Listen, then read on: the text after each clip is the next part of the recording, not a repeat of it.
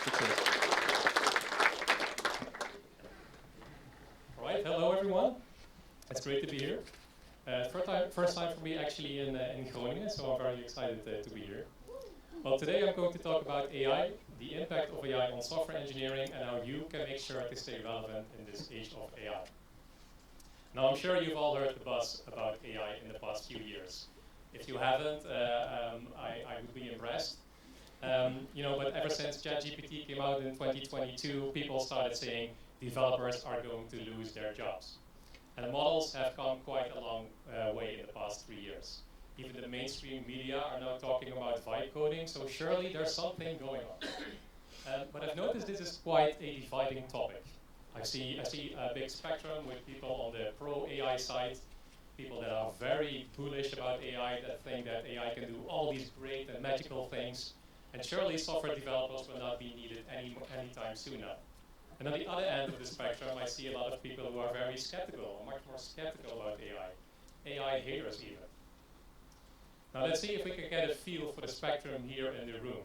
So who of you thinks, or fears perhaps, that software engineers will not be needed anymore in, let's say, a year from now? If you do think that's the case, please raise your hand. Okay. What about 2 years? 2 years from now, software engineers will not be needed anymore due to AI. Okay, it seems that my hypothesis of a spectrum is maybe off. Let's see the other side then, on the other end of the spectrum. Who is much more skeptical about AI? Any hands? Few hands? Would you maybe like to say something why that is? Why are you skeptical about AI replacing software engineers? Yes, I'm asking you. Mainly creativity. Are more studies showing that you have AI stuff, AI trained on itself on AI output, well, that's going to be a regression to nonsense. Yeah. So you say creativity is something that belongs to us humans, and that's what you need for software engineering. Okay, interesting thought. Well, in any case, wherever you are on the spectrum, my goal for today is to inspire you to think about what AI means for your job and your future, and I hope it can help you even just a little bit in staying relevant. So let's have a look at some media coverage about the impact of AI on software engineering. Last October, Google CEO Sundar Pichai shared this number, shared that 25% of all code at Google is AI generated.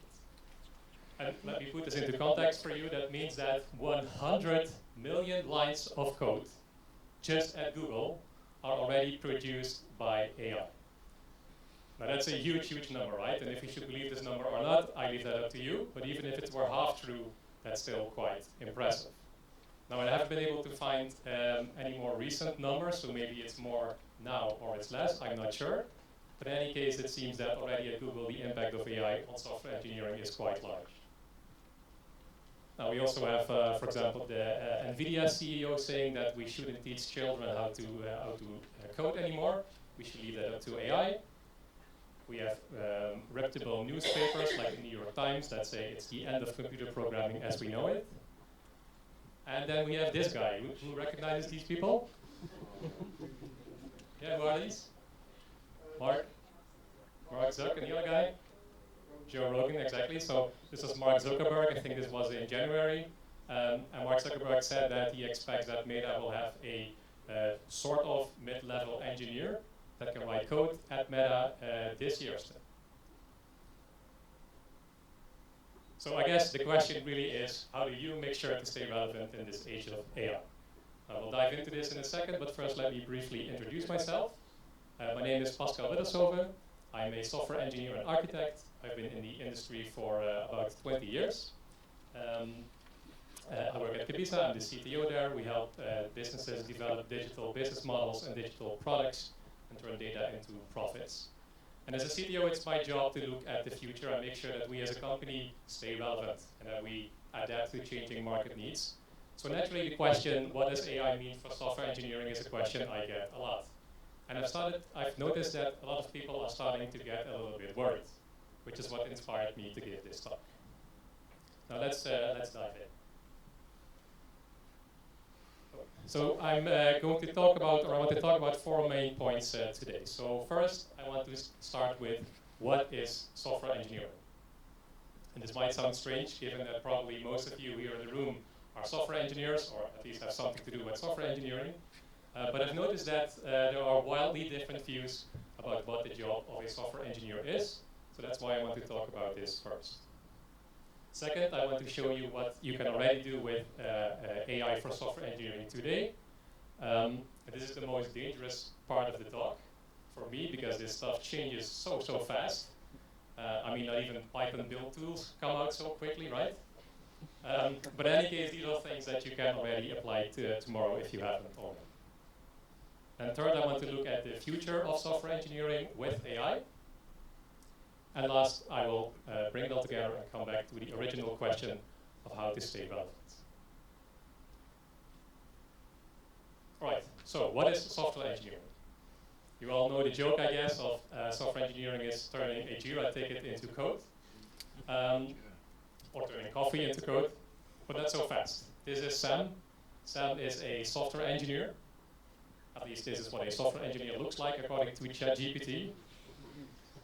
Or like this, if you want. And Sam's job is so much more than just writing code. And in fact, there has been research looking into this, looking into how much time engineers, software engineers, on average spend writing code. Now, don't worry, I'm not going to bother you again with a question. I'll just straight give you the answer, or rather answers, because turns out it's anywhere between 15, so 1/5, and 60%.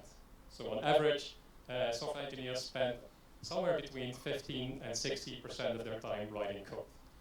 And that's quite a large range, right? But it sounds true to me, given my experience and what I see around me. And there are many factors that determine where you are on this spectrum. So in general, we tend to see that people that are more junior, that are just coming into the field, they tend to spend more time just writing code, because that's the first thing they have to master. They have to be able to write code. And then when people get into more senior roles, they tend to spend more time, let's say, away from the keyboard doing other things. Also, of course, company dynamics play into this a lot. Typically in larger companies, there's a bit more, let's say, process around software engineering, right? So you tend to spend a bit more time following the process. But in any case, it's clear that it's more than just writing code. Let's have a look at the calendar of Sam, our software engineer, whose calendar looks like this, or anything like this. Okay. Lucky you for the people who don't have a calendar like this. But let's see what's on the calendar. So we have daily stand-ups, we have a sprint retrospective or sprint demo every other week. We need to do code reviews and testing. There's a meeting with the business to talk about requirements for an upcoming feature. There's a pair programming session with Alice, the new intern, to teach her all about test-driven development. There's a one-on-one with Bob, the manager. We have a knowledge sharing with the backend guild. We are all DevOps teams now these days, right? So we build the code and we are responsible for making it and keeping it running in production. So Sam's on standby for production issues on Tuesday. And let's be clear, everywhere where it says coding on the calendar, it's still not just writing code, because we're spending time thinking about how to implement the feature, reading documentation, specifications, writing test scenarios, debugging issues.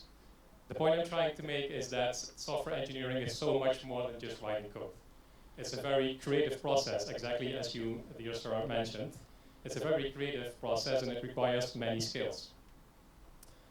And what sets apart a good engineer from bad engineer or good from great is not their ability to write code, but it's their ability to solve actual human and business problems. Because that, if you ask me, is the job of a software engineer. We solve human and business problems, and we use software to do it.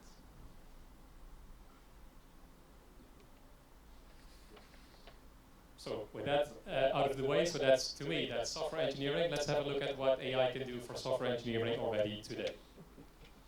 I've divided this into a couple of categories, and the first one is AI copilots. None of them look like this, unfortunately, at least not yet. So we'll have to deal with these tools. So we have GitHub Copilot, Windsurf, Cursor, Aider, and Climb. These are probably the most popular tools at the moment. GitHub Copilot was actually one of the first AI copilots. And when it came out, it was actually quite simple. It was just AI-based autocomplete. You would write the name of a function, you would tap, and it would autocomplete the function or a couple of lines of the function. Or you would write a comment, and it would generate the code for it. Later, they added a chat support, so you could use an AI model to talk to the AI model. I want to implement such, and it would generate code for you. But it was already quite useful. After GitHub Copilot, Windsurf, and Aider, and the other tools, they came around, and what they added was the concept of agentic coding. So these tools like Windsurf and Cursor, they are coding agents. And what sets them apart from GitHub Copilot in the early days is that they have a much better understanding of your code base. So they index your entire code base. You can ask questions, where is a certain feature implemented, or I want to, or you can give it actually objectives. I want to implement a feature to manage my to-dos. And what it will do is it will come up with a plan. It will look at your code base. Oh, you're using React and Python, so to implement this feature, I will need to add this dependency. I will need to create this file, move this file. Basically, the AI agent can do anything in the IDE that you can do yourself. And this was quite revolutionary. This really added a lot of benefit over GitHub Copilot, and I think since the beginning of last month, Copilot also added this agentic mode. So you can see that these tools are really, catching up to each other. Aider and Windsurf and Cursor are both VS Code forks, so you would have to put up with using VS Code. And Aider and Climb are actually a little bit different because Windsurf and Cursor, they are subscription-based tools. So you have to buy these tools. They come with a monthly subscription that will give you access to an AI model, which is very convenient. And on the other hand, we have Aider and Climb, which are open source tools, and you have to bring your own AI model.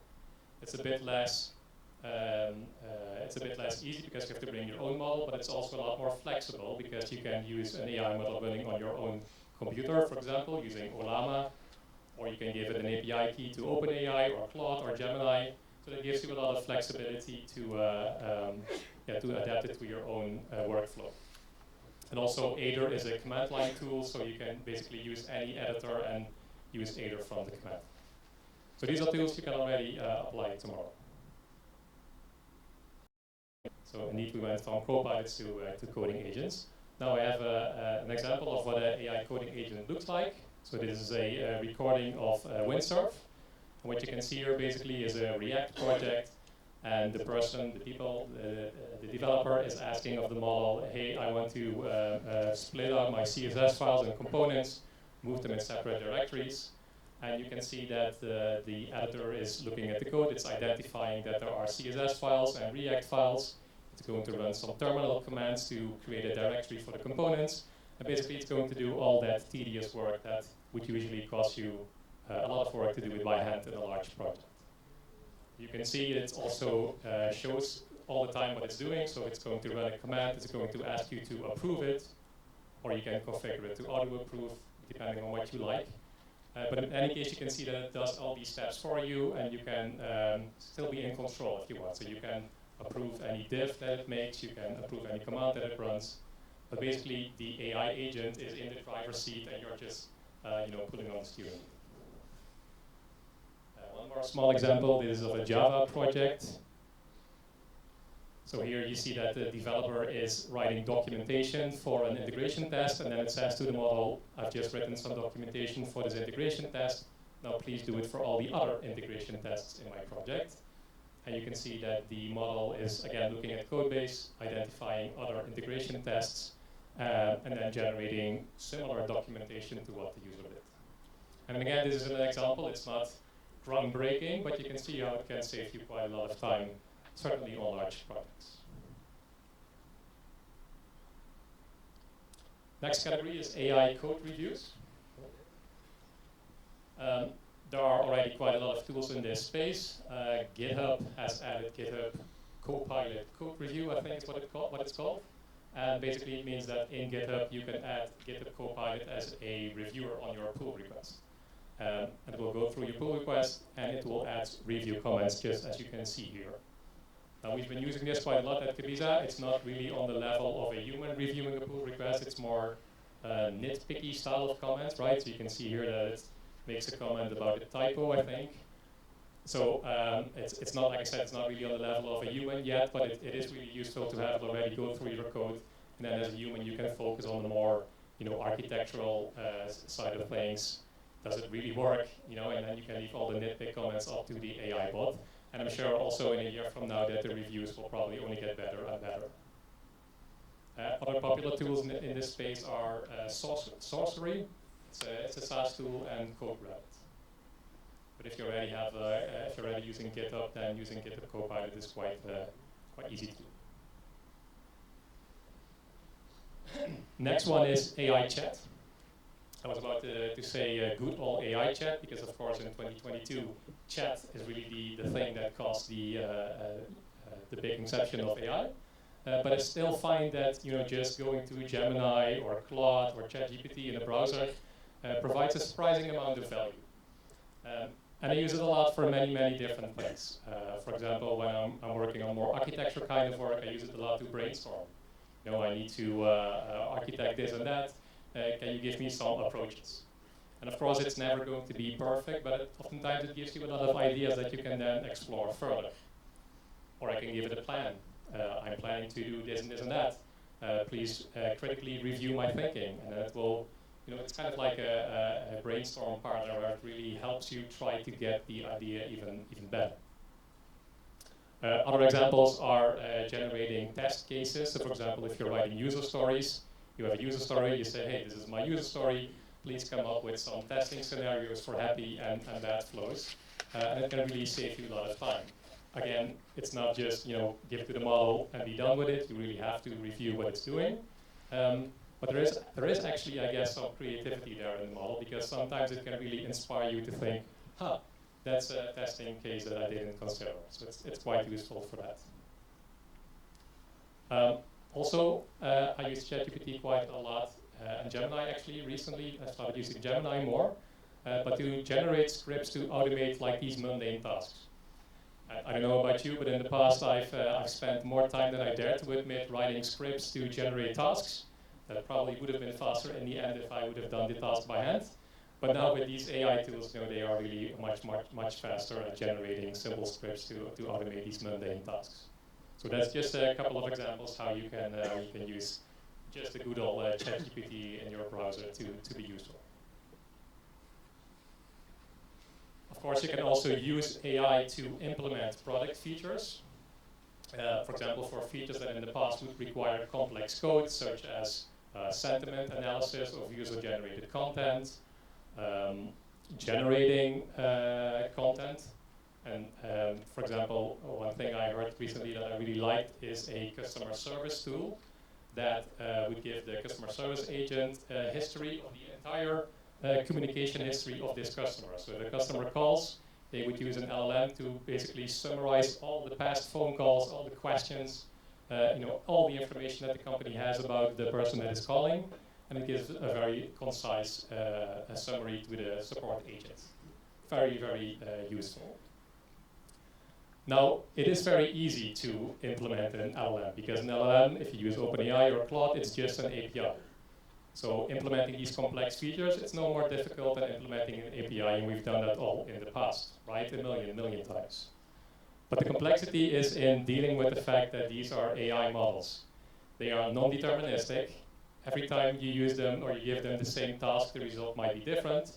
There might be inaccuracies, right? So it's easy to implement, but you really do have to take into account in the design of your software and in the way that you present it to the user that there might be inconsistencies or flaws, basically.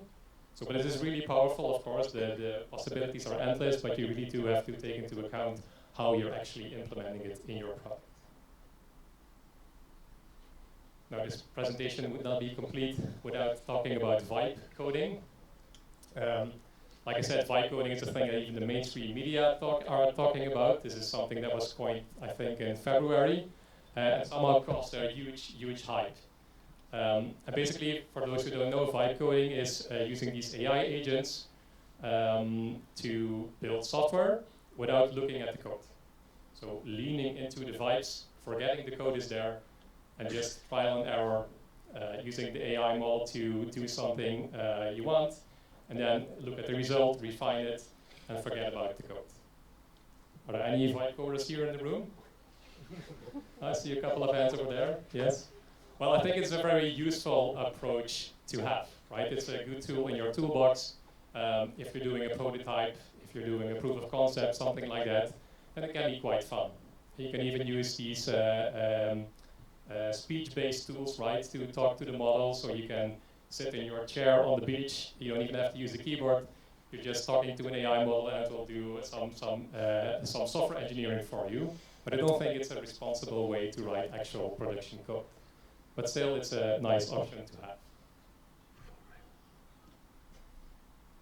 All right, so let's have a look at the future of software engineering with AI. Now, if there's one thing that we can expect AI to change, I think it's the way we write code. And if you look at the history of software engineering, it has been one of rising levels of abstraction. Right? We went from machine code to assembly, to Fortran, to C, Python, Java. And on that journey, the level of abstraction kept being raised. Right? So we don't have to think about memory layout anymore. We don't have to allocate a free memory. We don't have to worry about all that garbage that is produced by our programs as they run. We don't have to write HTTP servers anymore. We don't have to write authentication. We don't have to write block engines anymore, right? The level of abstraction kept being raised. And I expect that with AI, the level of abstraction will keep raising further. So we will probably go from writing code character by character to line by line, class by class, maybe even microservice by microservice in the end. So this means that the skills, the knowledge about software design are going to be much more important than really the knowledge of the in-depth knowledge of a programming language. Now, some people think that all coding will be done using natural language in the future, just by prompting, vibe coding, if you will. I personally doubt that this is the case because natural language is very ambiguous, right? And if you use natural language to express what you want the software to do, and it's very ambiguous, then the chance is pretty large that you end up not getting what you want. Right? Software, we will have to keep specifying what software needs to do. That requires a certain amount of details and specificity. And programming languages were created exactly because natural language is so ambiguous, and programming languages are very precise. Now, it's not unthinkable that new programming languages will be created that are specifically optimized for people working with AI. So I expect that might happen. But I doubt that natural language will be the way that we write all code. Now, learning. I think that AI will have a pretty big impact on learning.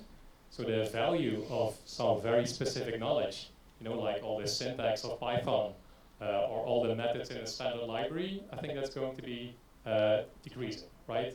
Because that's something that the AI can just generate for you.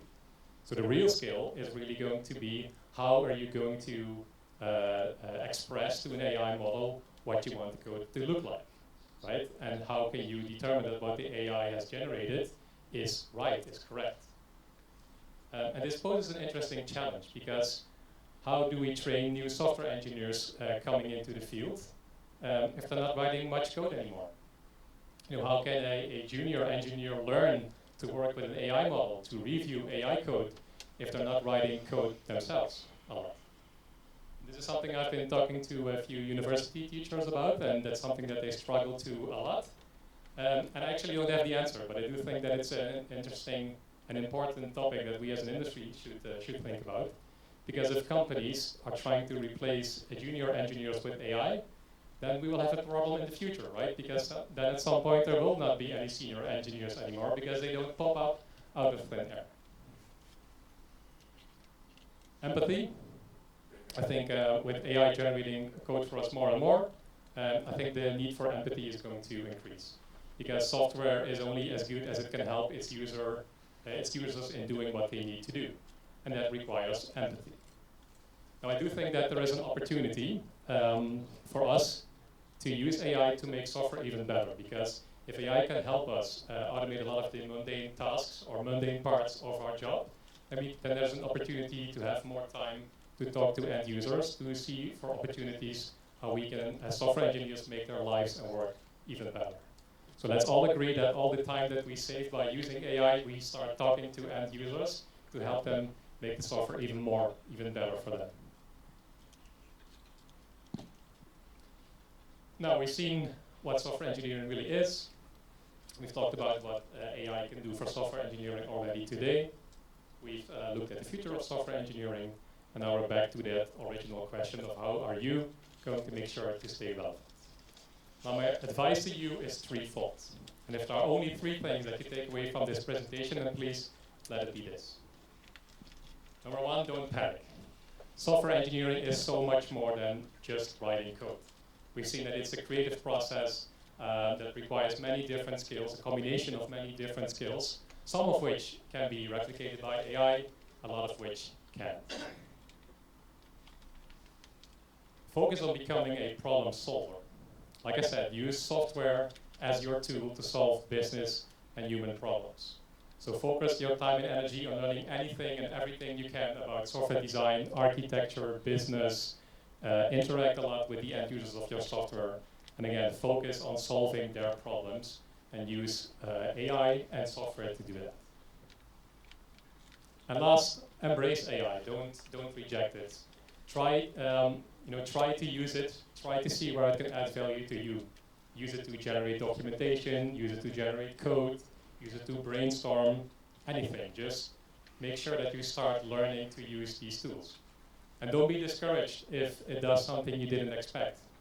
And don't be discouraged if it makes a mistake, because it will make mistakes. But just focus on where it can add value to you and where it can free you up to focus on the more strategic part of your job. Now, having said that, I think we have very interesting and fun times ahead, but make sure that you don't get left behind. Thank you.